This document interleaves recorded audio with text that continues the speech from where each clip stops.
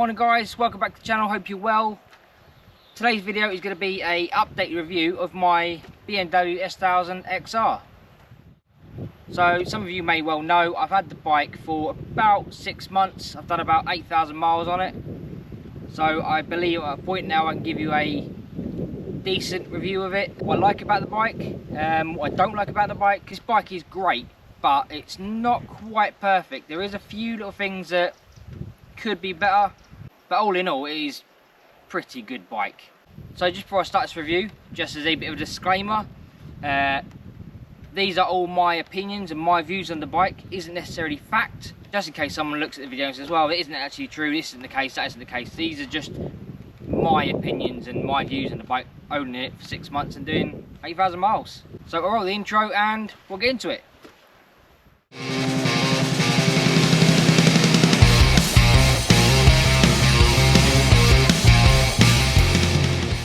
So what I thought I'd do is start with a little walk around of the bike, show you what's different to my XR compared to a standard XR that you'd buy. There's a few little bits and bobs that I've changed myself and I'll point them out as well. I'm not going to go into major detail of all the specs of the bike. It should just be a general walk around the bike, a few of the facts I think you may well want to know. And then, yeah, we'll get into what I don't like about the bike. There isn't many things, but like I said, it's not perfect.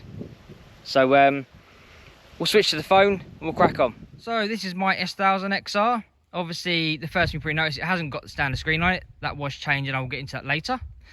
But compared to a normal XR, which I'll post a picture up in the corner here, my bike comes with the carbon front hugger, the carbon side fairings, the carbon rear hugger. Also comes with an Akropovic exhaust. I'll get into that shortly though. My bike also came with a M Sport endurance chain. They claim it's less maintenance, more hardware and lasts longer. But as far as I'm concerned, it's a chain and it still needs as much maintenance as any other chain. And I still will oil it and I still look after it like I do with my other bikes. My bike has also come with the XR comfort seat. I know that's a bit of a bugbear for a lot of people on the XRs, but I will talk about that later. I have also extended the hand guards, as you can probably tell. They're a little bit bigger than normal. So if we come to the controls of the bike then, obviously you've got here, you've got your cruise control. You push it over, set your cruise control, reset it. It's brilliant. I love cruise control. It's a must for me for every bike now. Obviously you've got your hazard lights, you've got your high beams. You have your menu button here to go through your menu on your screen. This is where you can adjust your suspension and turn your traction control off.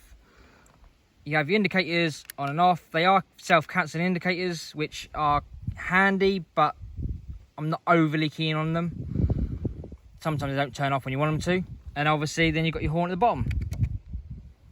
So coming to the other side of the bike then, you've got your heated grips button. It's 3-stage heated grips. You've got level 1, which is alright, I suppose. Level 2 seems to be bang on, it's perfect. And level 3 is hot, too hot. Need to turn it down again, in my opinion anyway.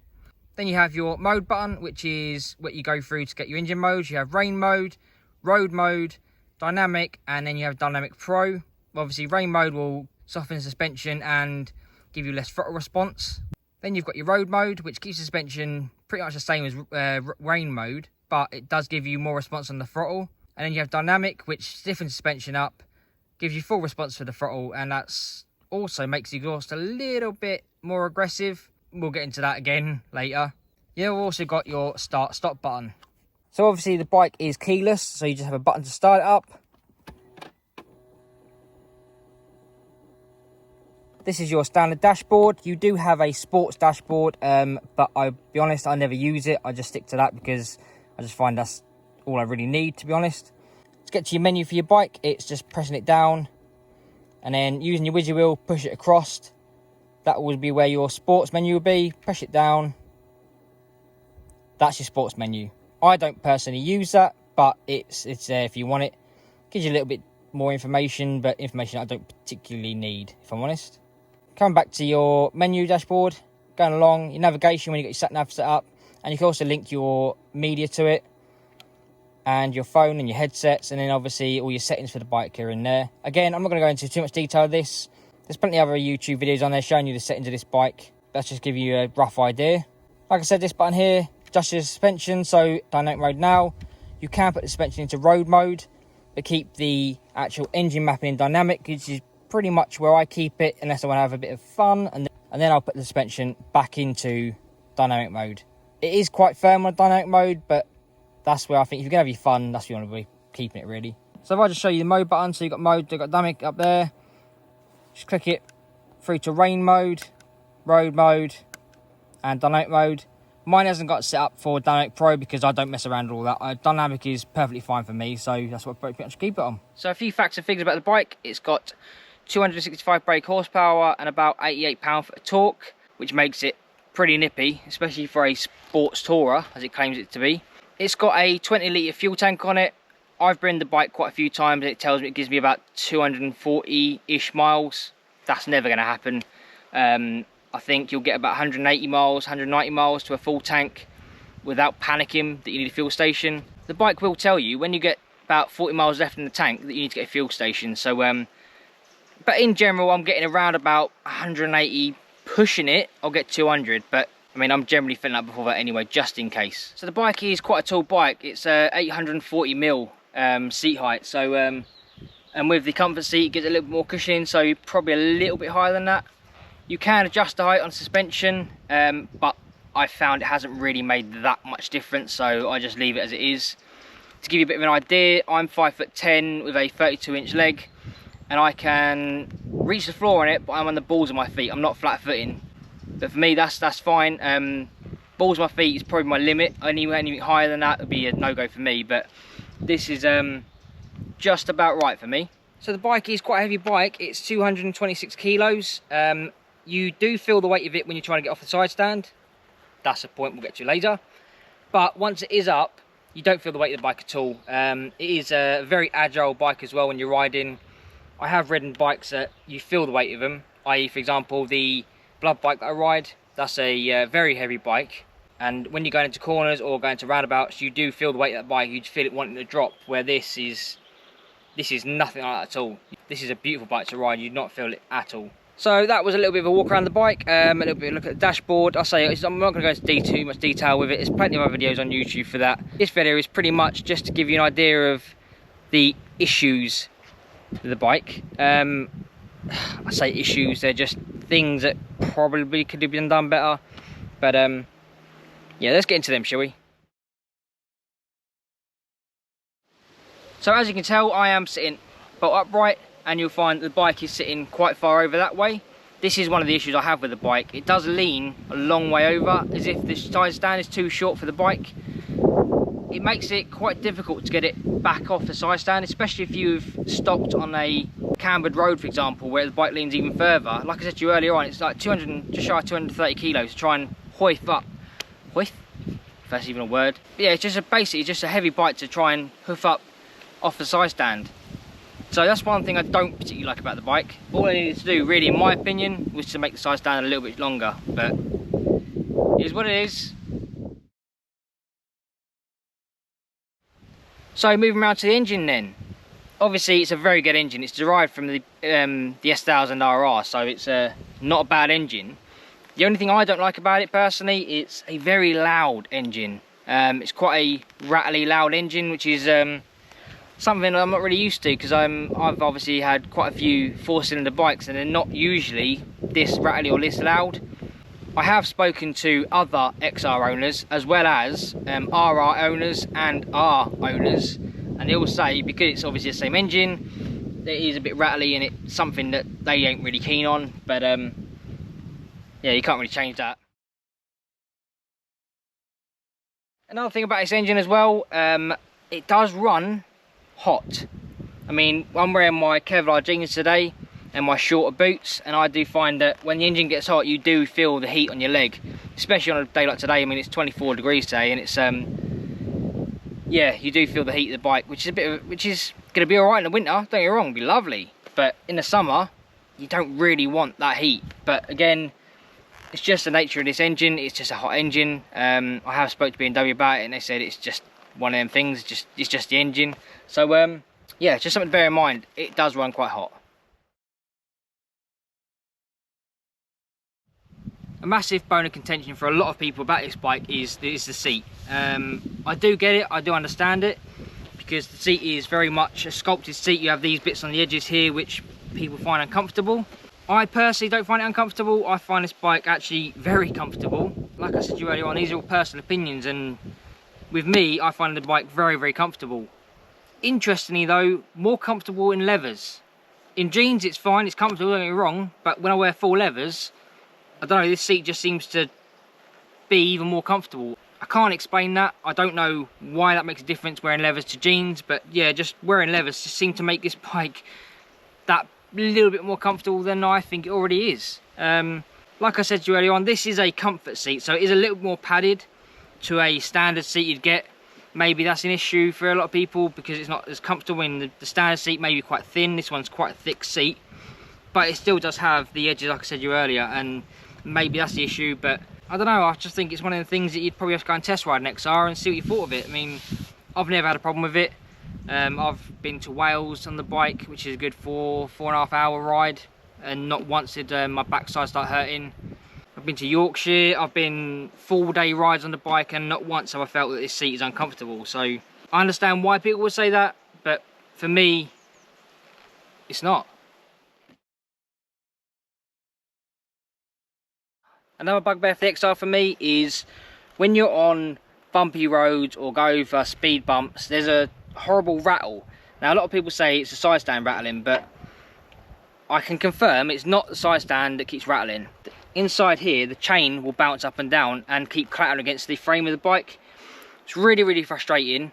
There is a part you can get for it. It's basically just like a rubber plasticky thing that sits inside there that stops the chain hitting the metal, make it sound louder. Now, it doesn't solve it completely, but it does reduce it. I haven't put it on my bike at current, but I am looking into getting it myself, just because it's one of them things that irritates. I have heard rumours it does start wearing into the metal underneath here, which isn't great. Mine isn't doing it currently. I will get that part just in case it starts doing it. I have got a part number, I'll put it on the screen for you now, just in case you're interested in ordering it. BMW won't recall the bike for it, so it's probably a part you'll have to get and fit yourself. But in my opinion, it probably should be a recall.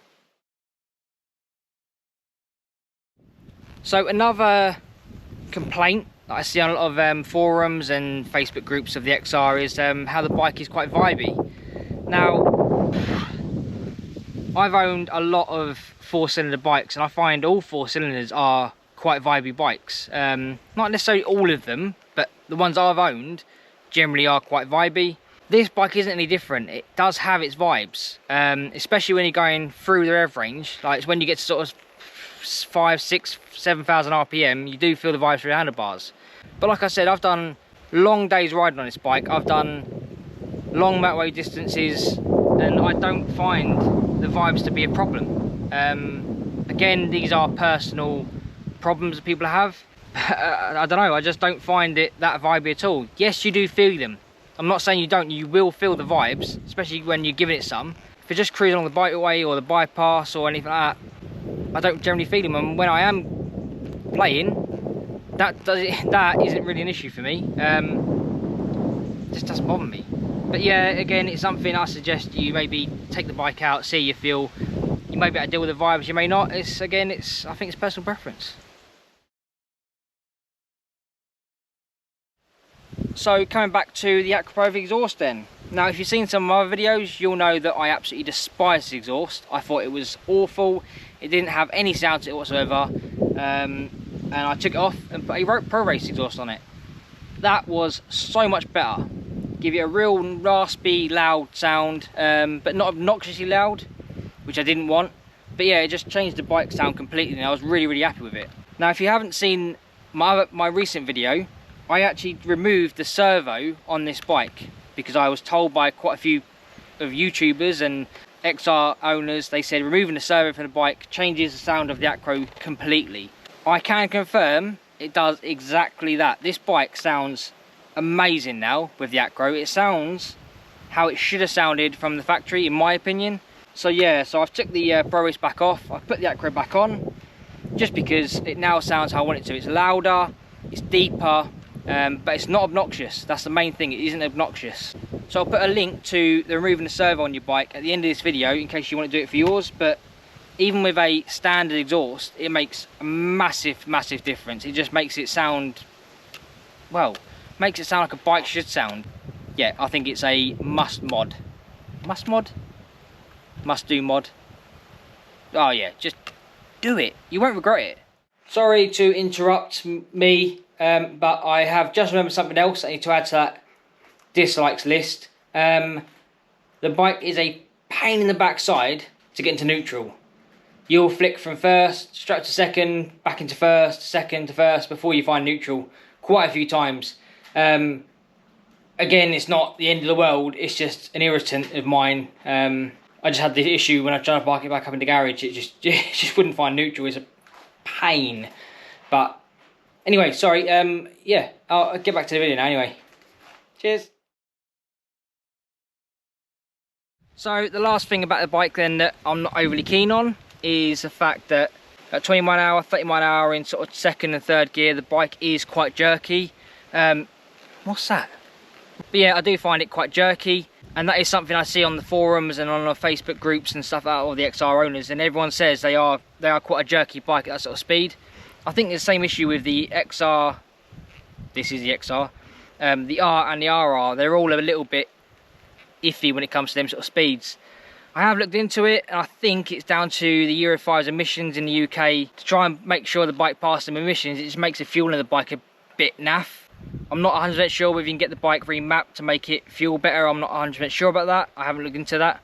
But one thing I will mention is, since I've removed the servo on the bike, that jerkiness hasn't gone completely, but it has made it a lot better. I'm not saying you remove the servo and all of a sudden you get rid of jerkiness. It isn't necessarily the case, but I do find it a lot more comfortable at them sort of speeds, and it isn't nowhere near as jerky as it used to be. So I think that flap in that exhaust, it's got a lot to answer for. So there you go, guys, that's a little bit of a walk around the bike, pointing out a few of the issues that the XR has. They're not deal breakers for me. I mean, I've owned the bike for 6 months now, done, like I said, 8,000 miles, and I still absolutely love this bike. It is literally the best bike I've ever owned. So what I'll do is I'll jump on the bike, go for a ride, and I'll talk to you a little bit about the seating position and handling the bike, and we'll try and find the twisty-ish roads around this area. There's not many, to be fair. You have to go quite a distance to get some decent roads. But yeah, let's jump on the bike and go for a ride, shall we?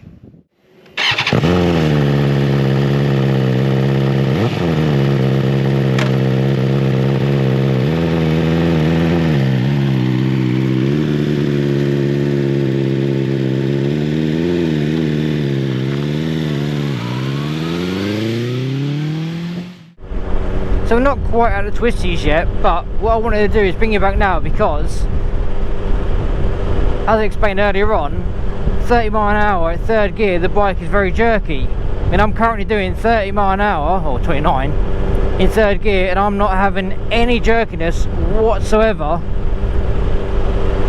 Now, before I removed the servo, I would be jerking around doing that all the way through and you'd hear it, but literally removing that servo seems to have eliminated that issue.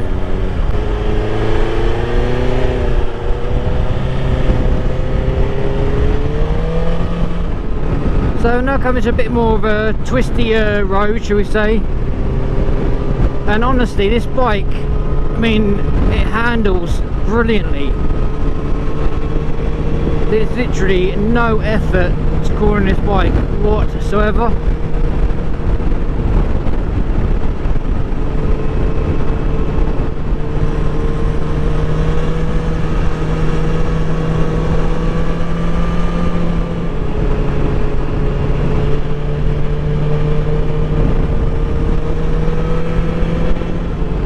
One thing I will say about this bike is it does make your confidence so much higher.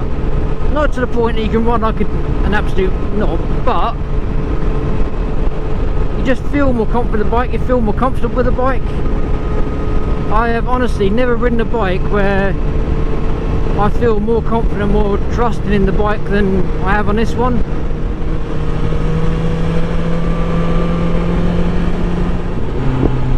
So we're in a 40 mile an hour zone then. Seating position of this bike. So if I sit bolt upright, I can't quite reach the handlebars properly. I lean slightly forward and I am comfortable. So regards to the bike being comfortable seating position, I mean, I think it's perfect. I think also being in this position as well with the wider bars definitely makes it easier to corner and makes you feel that a little more confident. 100%. So my summary of the bike then, now I've owned it for so long, do I regret buying it? No, not at all. It is literally the best bike I have ever owned. I absolutely love it. I've owned naked bikes, I've owned sports bikes, I've owned a sports tourer before, which was my Versys, but honestly this is so much better than any of them bikes. This bike is like the Swiss Army knives of bikes. It does everything. You can go on tour on it, and once you get your destination you can have fun on it. I found with the Versys it's really comfortable to get to your tour, but when you get there it sort of lacks a little bit of power and a little bit of, I don't know, character. This, I don't know, it's like taking a sports bike with you on tour. It's brilliant. I absolutely love it.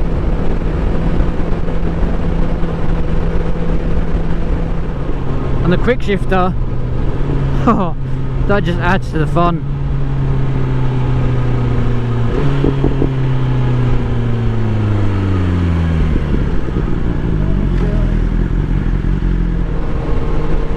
So guys, I'm going to leave the video there. I hope you enjoyed it. I hope it's been informative for you. If you are thinking about getting an XR, definitely take one out for a test ride.